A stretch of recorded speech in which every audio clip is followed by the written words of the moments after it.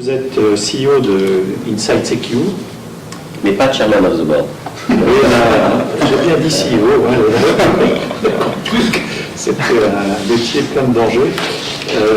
Donc vous êtes CEO depuis avril 2006 et Inside Secure est une société leader dans l'industrie des semi-conducteurs pour les puces NFC, les puces de paiement et la sécurité numérique. C'est les deux domaines.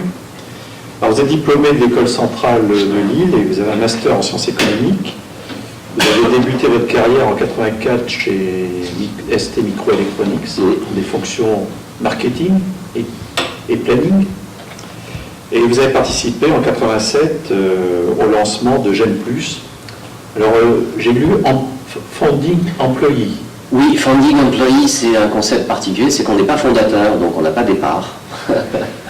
Mais on est dès le début et puis on a des stock options, donc c'est très bien aussi. D'accord. Voilà, j'ai fait partie de l'équipe qui a démarré, qui est sortie de ST Micro et qui est allée chercher de l'argent pour fonder le premier tour de Gen+. Voilà. Et donc vous avez développé essentiellement le marché international de Gen+, vous avez beaucoup voyagé, vous avez été à Singapour et je crois que vous avez été un des premiers, enfin le premier à lancer en fait les cartes SIM sur l'Asie. Oui. Première carte SIM vendue à Telecom. Voilà, c'est bien. Qui en a pris quelques milliards depuis, oui. Bon. Et vous avez, je crois, monté le chiffre d'affaires de l'Asie, de l'époque de Gen+, de 1 million d'euros à 100 millions d'euros. 200 millions d'euros. En 2001, vous êtes devenu partenaire au sein d'un fonds Vertex Venture. Et vous avez siégé d'ailleurs dans ce cadre-là au board d'Inside. Et que vous avez rejoint finalement, vous avez épousé Inside en 2006. Depuis lors, Inside a bouclé 4 levées de fonds pour plus de 100 millions d'euros, avec pour principaux investisseurs le FSI, Visa Venture, Nokia, Motorola, Samsung, Assa Abloy, Atmel et Qualcomm. Alors sous votre conduite, Inside Secure est devenu le leader mondial des puces de paiement et détient plus de 70% de parts de marché aux USA, où vous équipez les principales banques avec plus de 300 millions de puces de paiement sans contact aujourd'hui distribuées. Alors, ce sont finalement des travaux pratiques, une application complémentaire de ce que l'on a vu avec Laurent. On va donc vous laisser ce témoignage. Rémi, on vous remercie pour votre intervention aujourd'hui. Et grand merci à vous de m'avoir invité. Alors comme je ne suis pas aussi éloquent que Laurent Cotte, j'ai un support. Et puis l'objet c'est depuis la start-up jusqu'à l'introduction en bourse.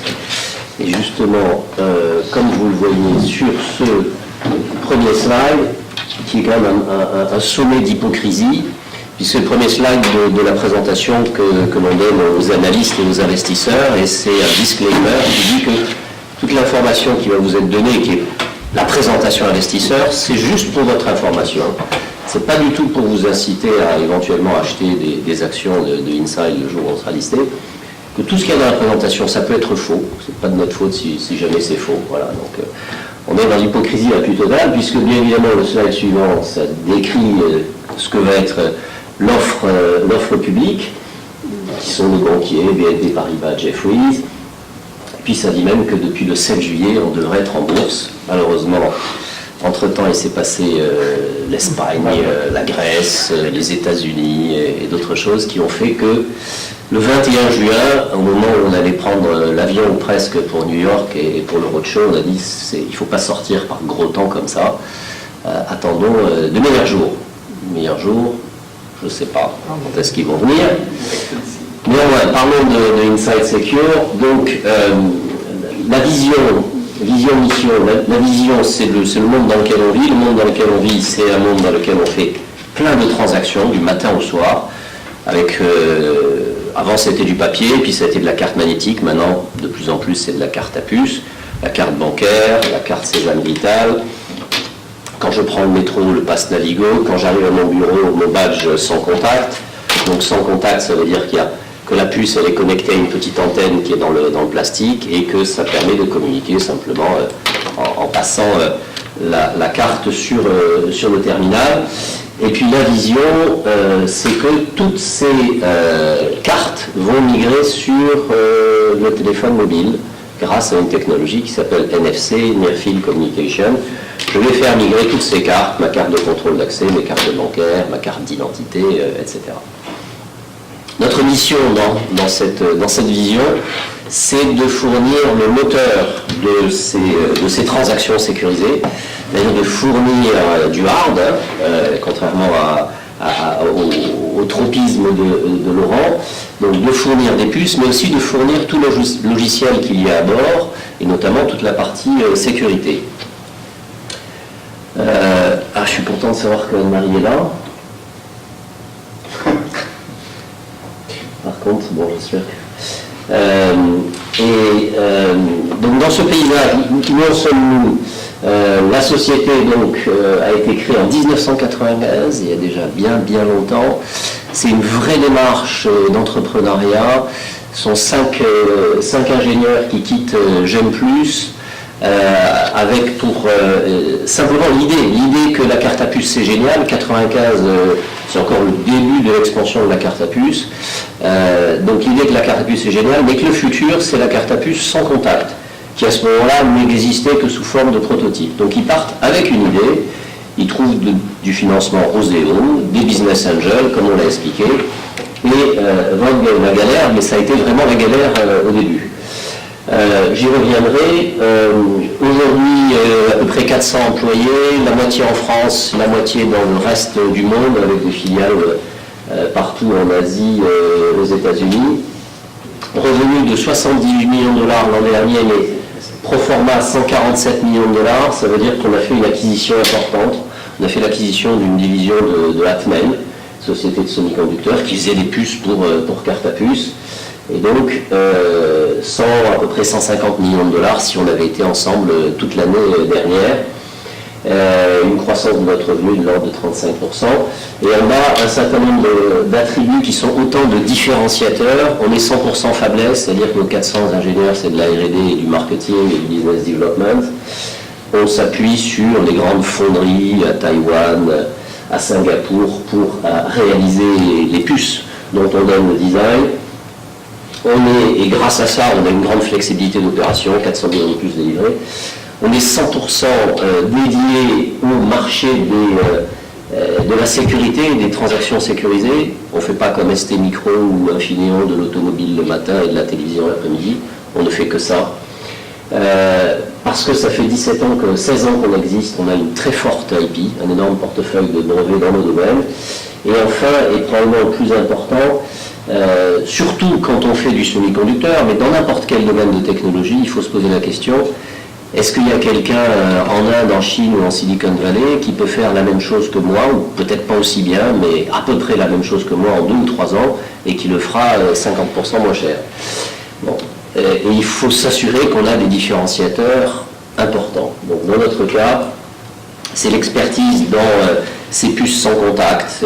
Ce sont des technologies analogiques, mixed signal, qui sont complexes, très complexes à maîtriser. Pour en donner une idée, parce que tous les entrepreneurs vous diront, moi j'ai quelque chose d'unique et les autres ne sauront pas le faire.